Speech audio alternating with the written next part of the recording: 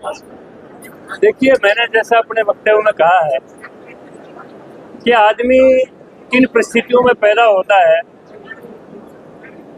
ये उसके बस की बात नहीं है, लेकिन जीवन में अपने संघर्ष से कैसी परिस्थितियां निर्मित कर सकता है ये अपने बस की बात है।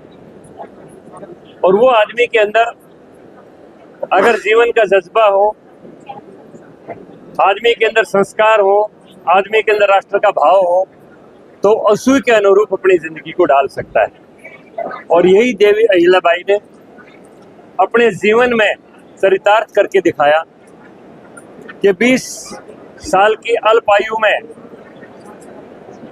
वो विधवा हो गई, खांडेराव जी का निधन हो गया। केवल 8 साल की आयु में उस समय बाल विवाह प्रथा चालू थी, उनका विवाह हो गया था।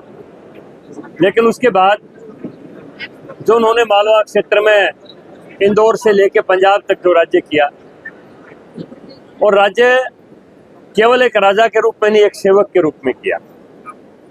और उसके साथ साथ भारत के जितने भी बड़े धार्मिक स्थल थे उनका जीर्णोद्धार करवाते हुए भारत की सभ्यता और संस्कृति को अभी पुनरुत्थान करने की उन्होंने अपने जीवन में एक संकल्प लेके कोशिश की। यही उनके जीवन की एक सच्ची प्रेरणा है, सच्चा मार्गदर्शन। बिल्कुल लड़ना चाहिए था, मैं मानता हूं लड़ना चाहिए, और लड़ते तो कम शहादत होती और वो भी मारे जाते।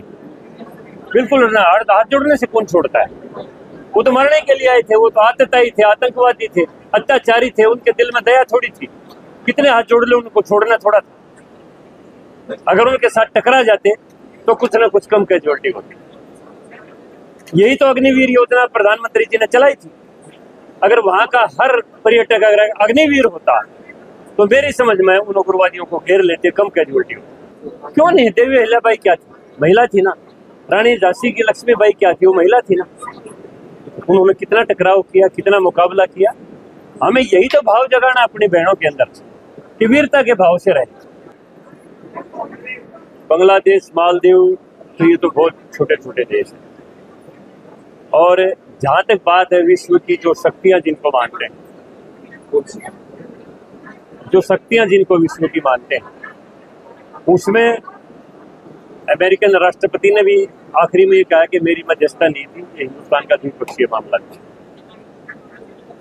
और जितनी भी बड़ी शक्तियां जिनको कह सकते हैं, किसी विशेष देश का नाम लेने की जरूरत नहीं, यहां तक के जो यूएई के देश हैं उन्होंने भी भारत की जो नीति थी उसका समर्थन किया है कि उग्रवाद के खिलाफ जो भारत ने एक्शन जो लिया है उसका हम समर्थन करते हैं।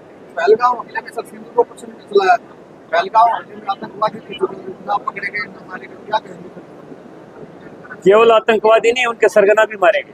कौन कैसे पकड़े भी गए? देखिए, बात यह है, पकड़े ना गए वो अलग बात है, लेकिन जहां उनके ठिकाने थे, जहां पर उनको ट्रेनिंग मिलती थी, उनको पूरी तरह से नेस्तनाबूद कर दिया। और केवल आतंकवादियों को नहीं, उनको संरक्षण देने वालों को, उनको ट्रेनिंग देने वालों को भी मार दिया भारत की सेना ने।